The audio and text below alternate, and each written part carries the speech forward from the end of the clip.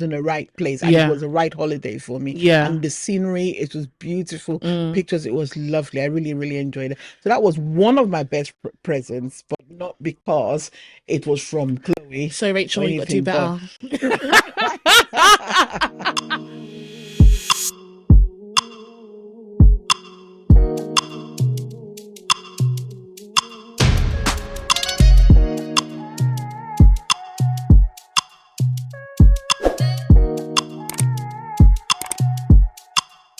Welcome to another episode of Haven Talks. This is season 3, episode 8, and happy Mother's Day.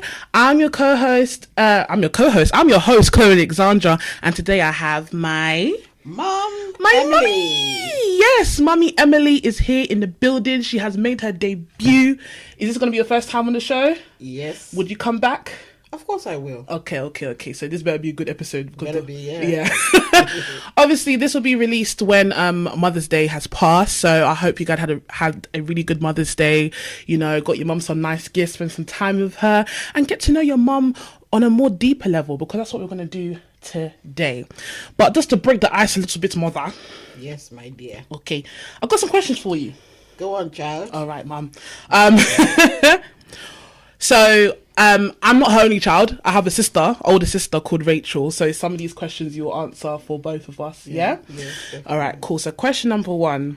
What's your favourite memory of us? Favourite memory of you guys.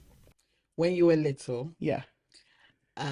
Whenever I bought a present for one of you for a birthday, you, Chloe, did not understand the concept that it was the birthday of your older sister, and you always wanted a present. How did I get around that? It probably wasn't the best way, but it was what I knew then. I always got 2 presents. A little present for the little one, which is Chloe, and the actual present for the birthday girl, which is Rachel. But that stopped quickly. My auntie was like, oh, hell no, you can't be doing this. Exactly, yeah. But I mean, it lasted a couple of years, so I got some good gifts on my sister's birthday. Yeah. She always got a present. What's your fondest memory of us? Well, no, there are many. It's not just one. They're just many memories. But that one was. That's the one that sticks out. Yes. Oh, I thought there were more stuff, Mom. Oh, I remember there was once. Oh wait, yeah, we went on holidays. Went to Nigeria on holidays. First trip to Nigeria. Yeah, I was 3. And we went to a restaurant. And so, typical British kids chattering around and everything. And they asked us what we wanted. So everybody, would ask for chips and whatever. And of course, my child chipped up, "Can I have Emma, please?" Yeah, because... And the whole restaurant burst out laughing. It was hilarious. It was so funny. Yeah, because I don't understand why you're taking me to Nigeria and you're trying to give me KFC. Like, what the hell? Give me some poundo and some okra soup right now. What the hell? It wasn't even that type of restaurant. That was the funny part of it. It wasn't that type of restaurant. Yeah, I was young, I've always been a foodie, as you can tell. Been a foodie. So I get what I want. So yeah, definitely. My next question to you is, how are you like as a child? Oh, Jesus Christ. In a quick summary, I was very boisterous, very energetic. I'd climb any tree climbable, I will climb. Yeah. And oh Jesus, tree houses. I'd climb into my own tree houses, make my tree houses. I was always with my brothers, climbing into trees and everything. Yeah. Riding bicycles was one great fun that I had growing up. Well, a little birdie told me that you were very mischievous. I was very mischievous. You were very rebellious. Oh yes, very, very much so. So what is something that you can remember that stands out for you that you rebelled on? It could be like something very simple. Oh, this isn't even, I'll just say this one. This wasn't even about being rebellious. I remembered once, my parent, so we were clearing the table. We just finished eating, and my mom said to me, "Clear the table." Or I think it was my older sister cleared the table, and there's a 4-year gap between us. Anyway, so obviously more sense and everything. So we cleared the table, and I don't know what happened, and she dropped the plates and broke the plates, but she was kind of like a bit frightened that, oh, mom's gonna tell her off or anything. And she's taught, because of how mischievous I am, and I always got away with being naughty. She said to me, "Tell mom that you did it." So mom came out the bedroom or wherever she was, and goes, "Oh, what happened? Who broke the plates?" And before she even completed the question, I goes, "Me. I did it." I me. You're like, I did it, I did and it. what? And it's like, she looked at me like, that look of, oh, Jesus. What's this wrong with this one? It will have to be you. You Even said if it it with was so much somebody else, it will be confidence. you. It's me, I brought the plate, we can do so about it. like, what? This will be our last question. Yeah. When were you the proudest of me? I don't know. I've done a lot, y'all. I'm not gonna lie. I'll tell you what, I've always been proud of both my children. Praise God. And I tell you what, as they've grown up, I've always shown them whenever they do something good, I always make sure that, it's not by giving presents, but, the hugs, the kisses and everything. Yeah. So I've always encouraged my kids, and I've always said, how much, of how proud I am of my kids. Mm-hmm. And it's nothing to do with, what she's done is, her career, going into the world and, being able to work in the world. Obviously, I am proud of it, but growing up, I'd say the proudest I was of, especially Chloe, was when I went to live in the Middle East and I took Chloe. Chloe, for a child then, it was hard. It was very, very hard. Yeah. And she did everything to make sure that I didn't feel as if I ripped her out of her comfort zone. It's and hard. Brought her to a foreign country. Do you know what I mean? Sorry to cut you. When you're a child of a single parent, you grow up really fast. Yeah. And you don't want, as a child, you're not conscious that you're trying to reassure your mum that she's doing well. But a decision like that, and I was 14 at the time. You're 14, yeah. The common sense started to come in at that moment, and I wanted her to do what she wanted to do, because she's always done everything for us. And I just thought, shit, I'm going to Dubai, But when I got there, that's when I realized, oh my God, I actually had to make new friends. Yeah. So initially, before we left, I was really excited. But when I got there, I definitely felt like, oh, I don't think I'm ready for this. But I didn't want to make my mum feel bad. Chloe never made me feel uncomfortable, or maybe I made a wrong decision to rip her from her own group of friends in England and take her to a foreign country. It was the best decision of her life, because it helped me. It even helped you, because to be honest, she became a changed person. She was very good at school. In comparison, when she was here, she was good at school. Here, don't get me wrong. Don't even sugarcoat it, mum. She was good at school. Well, she could have done whatever. Let me cut you. I was a good child. Like, I wasn't in trouble. I didn't do anything. No, that's what school teacher, I'm not calling you. But in terms of like school, I wasn't good, and it wasn't because I was stupid. It's because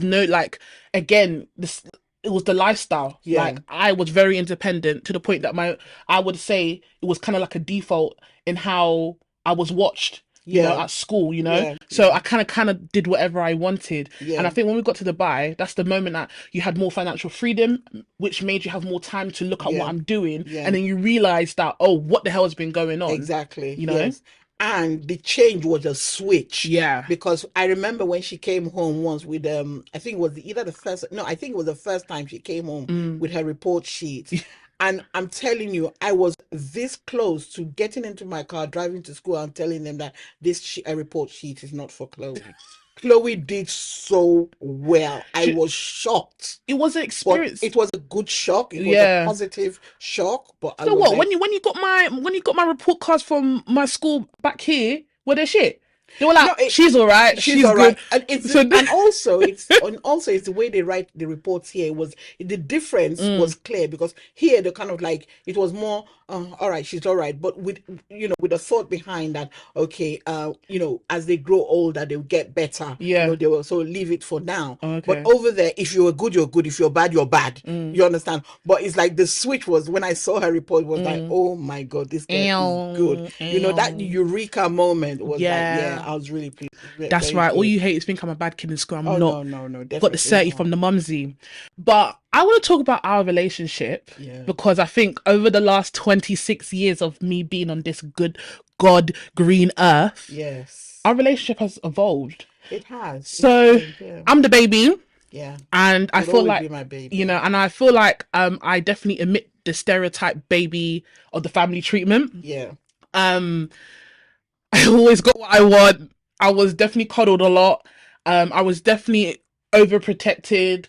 But I think as I started to get into my teenage years, it definitely made a good switch for the better, to be honest. Yeah. Gave me a bit more independence. But how are we? Because obviously, I think as a child, I'm not going to remember everything. So how was our relationship from the beginning to now? And why do you think it's changed for the best now? I've always been the lucky single mother, single parent. Always been when I make comparisons, I will say I've always been lucky. With my kids, I didn't have problems with my kids at all. Now, growing up, with let's focus on Chloe. With growing up, being my baby, it was always, oh, my baby, my baby. She got everything, but she grew into everything. In that, if I gave her something and she didn't understand it, she would tackle it and try to understand why she got this. What is this about? You ask questions. She was very, very inquisitive, Yeah. which was really, really good. But one thing that got me as she was growing up, it was so funny. It was back in the day when the internet was not so, popular as it was now. And I used to have encyclopedias in the house. You had like a big chest of just encyclopedias. Yeah. And before, when they asked questions, I'd go to the encyclopedia and I'd look it up and everything. And as Google started, they would ask me questions. I would go and Google it. Then I think it got to a stage where she stopped asking and she just go on the computer and start Googling it. And it clicked and I thought, but wait, this kid has really taken me on now. So she'd Google it, and then if she didn't understand, she'd come back and ask me. Yeah. And then another thing, as they're growing up, as my kids were growing up, and especially with Chloe, and I always made it about my kids. I needed to be open with my kids. And one thing that they did that I really, really liked, and I think it's just the way I talk to them or brought them up. If they had any questions, come and ask me first. Don't go out and ask, because I just felt that, I'll give them the response, a better response, and to teach them, at the level of their understanding, for them to actually appreciate what I was trying to tell them. And that helped as well. And I think it helped Chloe grow into herself as, a child, into a young lady, into a young adult, and, where she is today. I think our relationship has changed in the sense where, obviously, I'm your child, so that sense of respect and knowing boundaries will forever be there. But definitely. Like, I always say this to my mom's my best mate. Like, oh yeah, she's my fucking best friend. Like, I am so privileged to be able to speak to her about absolutely anything. Boys, sex, STDs, disease, like anything. I can talk to her. She will not ridicule me. She will not make me feel a type of way. She will not be Bible bashing me. She'll just understand the situation for what it is. Yes, she has her ways and she has her opinions, but she hasn't always been, but she's become so open-minded that now she understands why there's a gap in other people's relationships. Definitely, do you understand? Definitely. So like when she talks to her peers and they'll be like, oh, my daughter is doing this and you're thinking like, but have you tried speaking to her? Exactly. Do you know what I mean? Yeah. So our relationship has come to a point where we're pretty much inseparable at the moment. Oh yeah. Definitely. Do you know what I mean? So I mean, excuse me, Chloe will go out and she'll go, oh, Mom, make sure you eat before you go to bed. Don't wait for me. Eat. And while I'm out, I will call her. Eating. She's, it's lovely. Like when I'm out all day, and I can be out from morning to like midnight, 1 o'clock in the morning, I'll come back. I've called her at least 4 times in the day just to check if she's still alive. You're right. How's work? Okay, cool. I'm going here, and it just, even those little conversations, it's just like, I don't know how to explain it. Do you want to take over? Like, I don't know how to explain it either, but the way it's very comforting, yeah, very encouraging that your child is out there having a time of their life, doing their own life things. You've done yours and you're still doing yours, and it's separate, but the child actually still thinks about home. Oh, I left somebody at home, somebody of value in my life. I left somebody at home. So I get that all the time. She'd call me. I mean, likewise with her sister. Yeah, same. To call. Mom, have you had breakfast? Have you had a cup of tea? Have you done this? Are you lying down now? It's late, don't stay up late, go to bed. Little things like that. I don't expect my children to do that, but I just think, it's a good thing, and it's a good thing that the children do, it just makes you feel extra loved. Yeah. The love is naturally there, but it's just that, oh, they're concerned about me. Oh, they're worried about me. I have a question for you. Since it's a Mother's Day special, what is the best gift that either, so you can choose which child, either me or Rachel has gotten you? Oh, it doesn't have to be like it's done on Mother's Day. Like, what is? Oh, that's not. That is, Chloe. That is unfair. When I say that is unfair, how is it unfair? Just choose what the best gift was. No, that's unfair. because both of you give the best gifts. Okay. Both of you. They're trying to be humble. You know, you like something more. No. Both of you give the best Don't gifts. do it for the camera, girl. The different qualities of the gift. Okay. So I'll put it this way. On my last birthday, oh no, not my last birthday. One of my birthdays, I won't mention the age. It's me giving away my age. Yeah. Anyway, on one of my birthdays, this child here organized a holiday. Yeah. It was to Morocco. It was a lovely holiday. It was a good trip. I'm not even gonna lie. It was a few days holiday, but all expenses paid, everything, 5-star hotel. It was nice. Yes, exactly. And I needed that break. Yeah. You know, I needed it. I came back refreshed, comfortable, and it was really good. I must say, it was. I can't get over it. Part of the trip, we went climbing this kind of like, it's not a mountain, but like a hill. We went to kind of, it's called Uza or Uzu Mountain or something like that. It was like a 2-hour drive. Yeah. Then it was like pit stops along the way. Yeah. And we stopped by like what's their oil called? What oil is it? Argan oil. And we learned how to make argan oil. And then when we went up the mountain, we saw some villages and stuff like that. Yeah. And then we had to do like hiking all the way up. It was really, really steep. But we enjoyed it. It was so bad. And then there was a beautiful waterfall at the end of it. Yeah, it was really, for me to do that climb alone. I was really proud of her. I'm not going to lie. She was in a better place. I was in a better place then. I mean, obviously, COVID, you know, we've all put on weight and all that and everything, but it was a really, really nice trip. Yeah.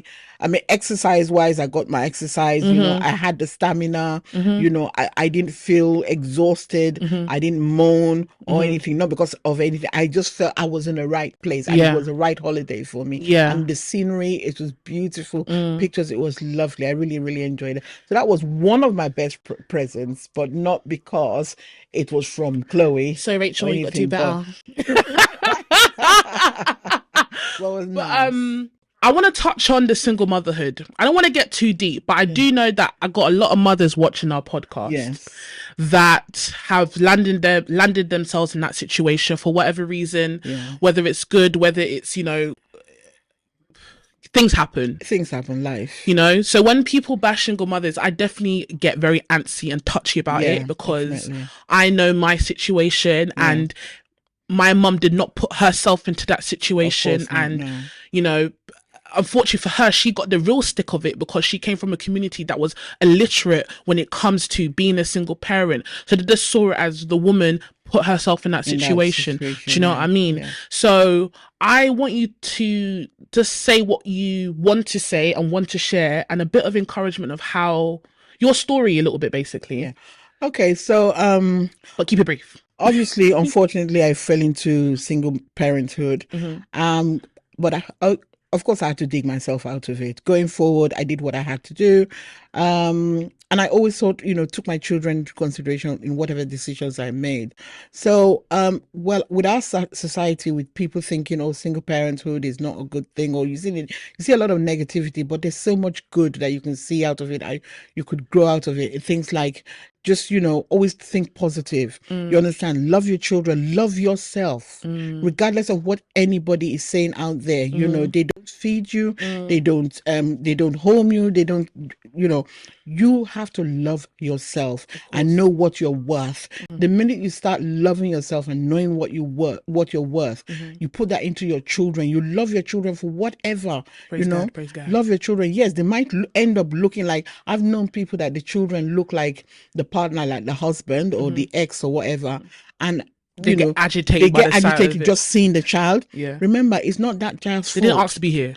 Remember, the child never asked to be here. It's not the child's fault. So you've got to love yourself. When you start loving yourself and you start respecting yourself, I feel like when you start loving yourself and respecting yourself, let's say your situation is just like, whether the child looks like the person or not, like, the child is a product of the situation. Yeah. And sometimes people can be depressed or agitated or angry because of the existence of it. But I feel like once you start loving yourself, you'll start to accept the situation. Accept it, yes. Because that's how postpartum depression happens and all that stuff happens. Like, life will life. Yeah, definitely. Life will life. Life And will. that person that broke your heart, hurt you, left you for dead, is going to move on and live their best life. You cannot stay where you are. Another thing is, this world with the internet, the world is much smaller in terms of you can reach everything. Connect with anybody. If you think about it, if you were not, if you did not have a good job then, or you were not educated as best as you wanted to then, or whatever, you know, go out there, do things for yourself, educate yourself. You know, if you're not the academic type,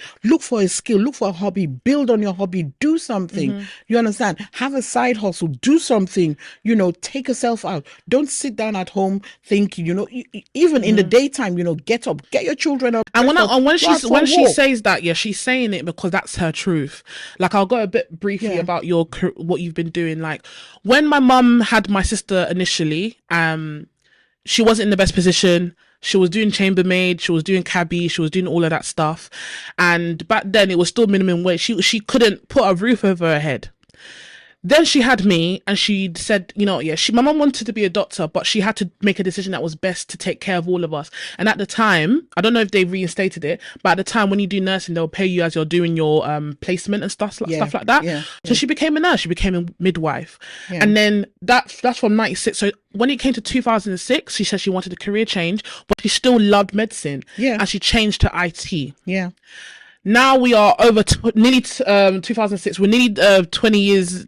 Nearly 3 years is 20 years. Nearly 20 years out, and what you're doing now, you're doing project management, change management, that type of stuff. And you always have been independent. I've never been in a position where I haven't worked or I haven't done something to generate money. I always have to look for something. I mean, I know back in the day I used to travel a lot. I'd go to Italy, I'd buy leather goods, I'd buy gold. This one was a little crook, I'm not gonna lie. I mean, you have to think about, you know, things that you have to do. You understand? I mean, at least I wasn't going to sell drugs or anything. Of course. You know, or doing, you know, the bad stuff people did or whoever did, you know, but I had to look for a legal way of generating money, and money that I could reinvest. I mean, going to Italy and buying gold and leather goods is what I knew, because that's what my mom did. My mom was a trader. You know, back in the day in Nigeria, she'd go with her friends, they'd travel all over the world, buying things, loading containers and everything, and selling and everything to Onitsha people and everything. And, you know, that was how we lived, you know. That was all I knew, trading, you understand? So I thought, okay, I'm not really doing much at the moment. I got a bit of money, you know, I'd go to Italy. And, you know, I knew where to buy the gold. I knew how to, because I've always been, you know, in that environment. I knew the type of golds to buy. I knew the type of leather goods to buy. And there were people buying them.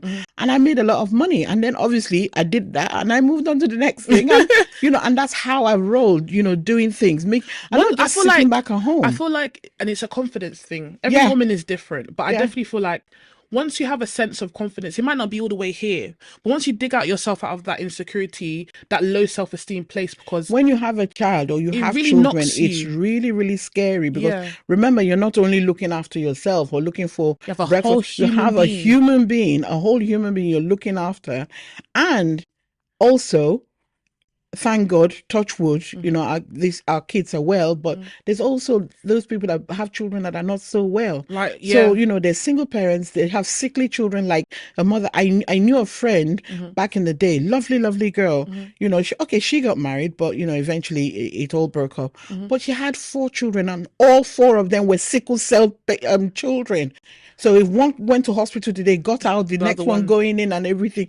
And I mean, I don't know where she is today. We lost contact, but thinking, can you imagine that type of situation? And she became single because obviously the husband could not take it, and it wasn't even only the husband; it was also the husband's family as well. So being a single parent as well, sometimes you do need support. It can be a blow. Yes, to your psyche. It can be a big blow. Yes, and very demoralizing. I just hope going forward, as time goes on and as there's more points of contact or more sense of community, that we need to help ourselves. They don't feel alone. When I say we need to help ourselves, not helping yourself as an individual, but appreciating that the next person to you might not even be doing as well as you, you know, to be there to support your community, support your fellow woman, your fellow, even the men. As you do have single parent men as well who go through that, you know, just be supportive to each other, you know, and listen out. But I want to move on.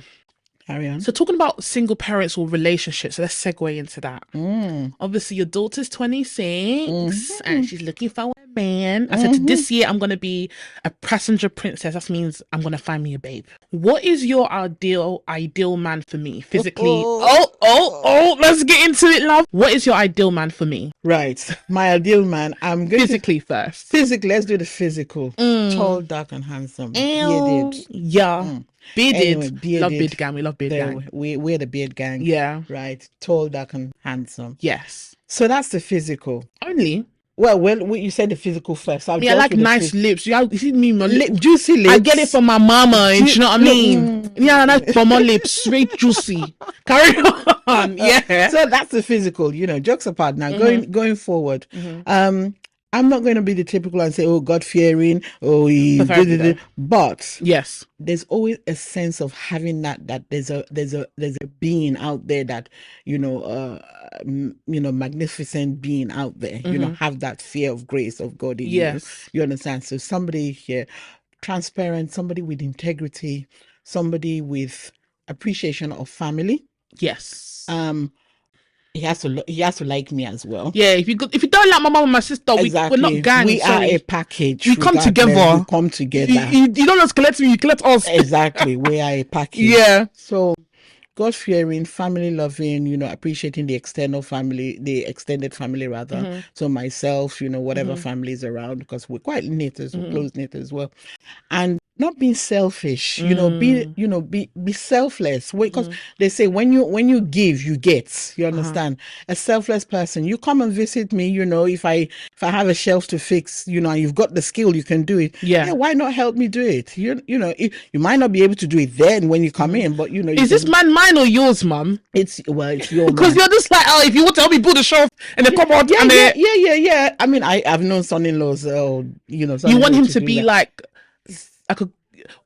what's the word? I say selfless, be helpful, yes, and also be accommodating to things around you as well. Of course, yeah. And love my child. When I say love my child, I don't mean about just the lovey, sweetie bit. Love my child for who she is. Praise God. You understand? And when I say who she is, if she says she doesn't want to do something, do not force it on her. Do not try to convince her that it's the right way. You have to appreciate that every human being has their own personal opinion. Don't force your opinion on that person. Vice versa. Exactly. And I don't expect my child to be doing that either, because like they say, you give what you get what you give. Exactly. You understand? So that type of person, educated as well. But you see, we're in the West, you don't have to have a BSc or a PhD, MS, MSc or whatever, but be good at whatever you do. If you are a carpenter, be the best carpenter. If you are a lorry driver, be the best lorry driver. Drive that. I want the best for my child, you understand? God. But we're in the West. Let us put it this way. Our generation of children, they're not going to Nigeria. So put it this way, we're in the West. If any of my children come home and says, look, I want to marry a carpenter, let it be the best, because they're good. I use this as an example, mind you, don't get me wrong, but be the best of what you are or what you could be. So you got big shoes to fill, mate. Whoever you are, if you ever watch this, you heard what my mum said in it, so it is what it is. Wow. Okay. So when I'm searching me, I'm just like, okay, you have to be 6'1" and a good job, and now I know the depths of what you're looking for me. Do you know what I mean? That's why, like, when I do things, like, I always said that I'm gonna get pregnant on my terms. Like, I can't. I just feel like I can't disappoint you. Not that you have a hold on me. It's just like, this is not what you want from me. Why would I do round 2? Exactly. Do you know what I mean? Like, that's just me.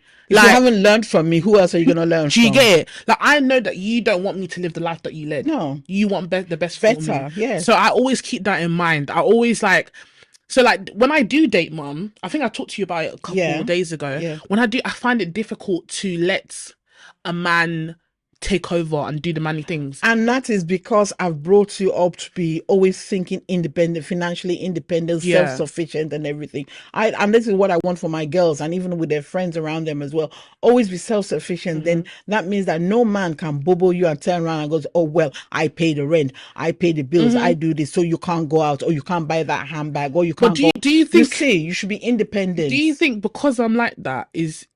I don't think it's like making me lose any chance of anybody. It's just that I feel like, can I be a submissive? My definition of submission... You can be...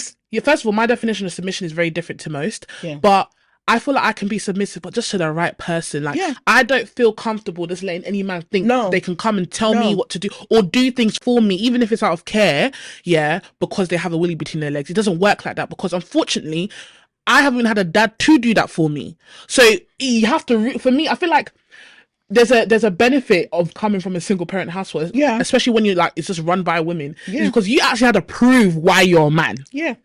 To be with us, because no man has helped us, no man has taken care of us, no man has shown us what a man is supposed to be. We have an idea of it and we have our expectations of it, but if you don't represent at least our expectations, then you gotta go, really. And this also goes back to my life as well. I lost my father very young. I wouldn't say young like a child. But you were a teenager. You was a child. I was barely 16 when I lost my dad. And with my mom, leaving my mom with 6 children, 6 of us. And when I think of my siblings today, where we are today, it's like, it's amazing. She did a damn good job on her own. You know, so I find it hard when men can't, because I just have a long lineage of just women holding shit down. Like, I don't think people get it. Even the women in my family, like, they're big bosses. Like, I have too many strong representation of strong women, including my mother, just to let any vagabond come and just talk to me anyhow. It just doesn't work like that. It won't work. Do you know what I mean? It won't work. So on that note, one other thing that I'd like to say also is I always want my children to be to move out of that little box. You understand? What box? So this box of I'm British, just saying in a little box. I like my children to be well traveled, because when you're well traveled, you know, not within Europe. When it just referring back to the Middle East, like just me leaving that small Hackney that I was in just to go to Dubai, and at the time Dubai, people weren't going to Dubai. This is like 2011, 2013. We went to Dubai and Qatar. People weren't going there. I've never seen money like this before in my life. Since that moment, I've always been this type of determined. Like, I need to reach there. Like, I'm so hungry, I'm so thirsty. You know, to reach that limit. And then my mom, in her own respect, has earned her way there as well. Like, she is what I want to be times 5. Do you know what I mean? Amen. She is the benchmark. Definitely. Like, my friends, my family know this. Like, my mom has done so. I wanted to say, like, you've done so well for yourself. Like, I can't even express. Like, you've done the damn thing. I must say. Like, you're really that girl. Like, you're that superwoman to me. You're my superhero. I wanted to say something, but it just slipped my mind. Oh. What is your favorite thing about being a mom?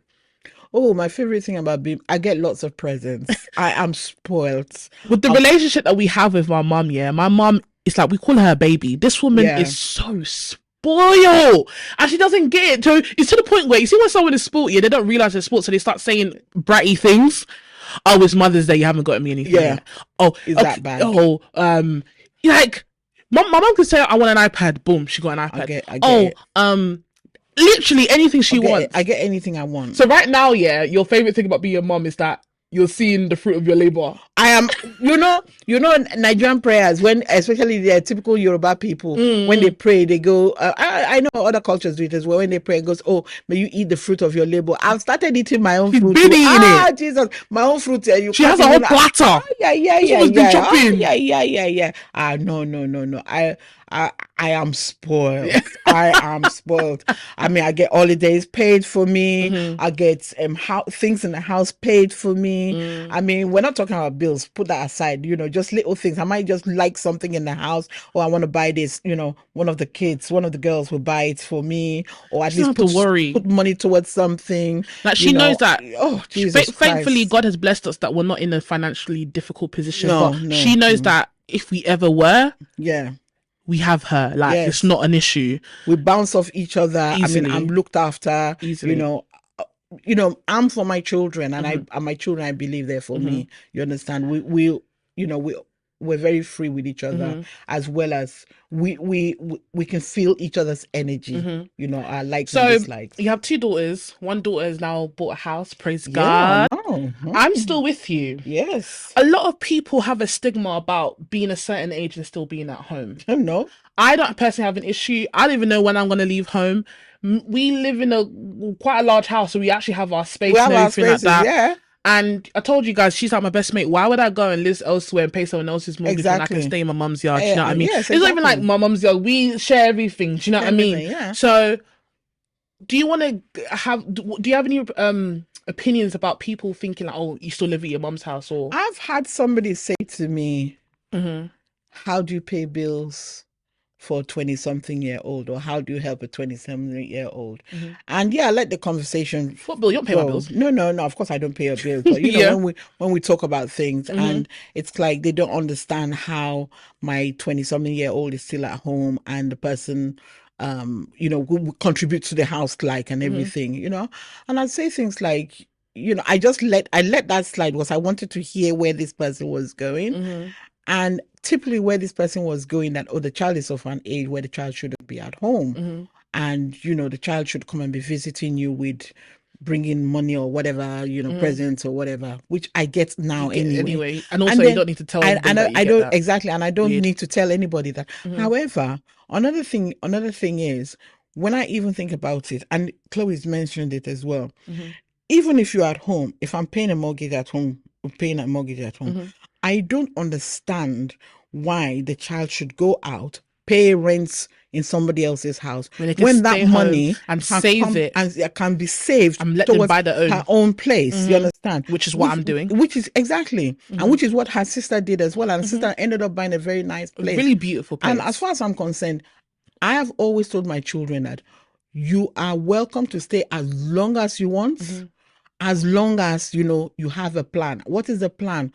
Okay, you're going to get a place. And this is what has happened. My oldest has done exactly the same thing.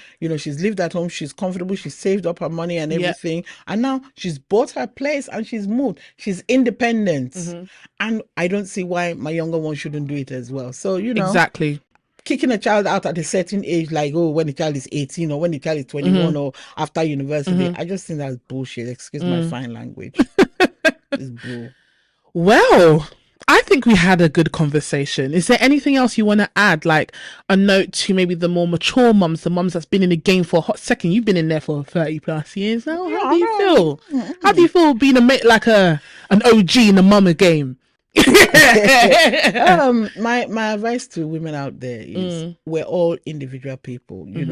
I can never live your life. Neither, I don't know where the shoe pinches. You understand? But the basic thing, love yourself. Praise God. If you're in a job where you can put a little money aside, you do one thing a month or every 2 months that you like. If it's a spa day, take yourself out. Go spa. Do you feel like you did that enough when we were young? When you were young, I didn't. No, I didn't, because I was more focused on my children. It has to be my children. Like me sacrificing my life for my children. But I felt then I was doing what I was supposed to be doing for my children. But now, when you look back, you just said you wish that you just. It's not a wish and it's not a regret. Okay. You understand? It was my understanding of life at the time. That time, yes. But now I know more. I understand more. I'm in a better position to even make more and even much better choices. Yes. I can see that. So I do an Oprah Winfrey thing. What's that? If I have to take myself to dinner and my child is not there, or my partner is not there, or my friend or whoever, I take myself to lunch, take myself to dinner. I don't have to wait for anybody to take me out. Dress up nice and go out, enjoy myself, come home. Like today, you look cute though. Thank you. Guys, compliment on mom's outfit. I chose it. Well, half of it. Well, yes, of course. You look cute. You. And on that note, look after yourself. If you have to go and do your nails, whenever often you want to go do your nails, you want to do a spa day, anything, when you look spoil good, yourself. Honestly, when you look good, you feel good. You feel good. When you take time away, you can rejuvenate from the stress from the and last better week. energy comes towards you as well. It's better important energy, because if you can't take care of yourself and if you're not feeling your best, how are you supposed to take care of somebody else? Exactly. Feel good, Yes. Have a lie-in, on a Sunday if you're the type that go to, like with Catholic church, we only do 1 hour church, get up quickly, go to church, and come back and just relax, or you do your film days, your Netflix days, I call it Netflix days, you understand? Get your, relax, Doesn't mean if you can't afford spa, it's fine. Go and buy £2 Garnier face mask, put on some Netflix, take the kids to your mum's house and enjoy your weekend. Chill out, man. With a nice £5 bottle of Echo Falls. Yeah, Echo Falls. Do what you need to do. You can have fun on a budget, Yes, of course. There's budget fun. I tell you one thing. It's easy. Get a nice bottle of Prosecco Rosé. What's that? Fry some chicken. I want good popcorn, chicken. Put in about 2 or 3 films that you like. Just sit down there and just relax. Amen. Just relax. Relax. But Mom. Yes, baby girl. Thank you, baby. My sugar, my honey, my best mate. Thank you so much for coming today. I really, really appreciate you coming. This woman has supported Haven Talks from the beginning. Yay! Some episodes couldn't come out and she made it happen behind the scenes for, other reasons. Like, guys, she is one of the driving forces of this, even this studio that we have now. So, consistency. Y'all thank her. With the advice, the time she spends to talk to me, the time she spends to, help me with the place and with ideas and all of that stuff. So Haven Talks really appreciates you and you're welcome to sit here anytime you want. Okay? Yes. Invite me back when you want. I will be here. Yes, definitely. Well, thank you guys for watching this episode. I really do hope you guys really enjoyed it. Let us know what you think in the comments down below. Make sure you subscribe to our channel. We are here every Tuesday at 6 p.m. on YouTube, Spotify, and Apple Podcasts. I love you guys, and I'll see you next week. Love Bye. you. Bye.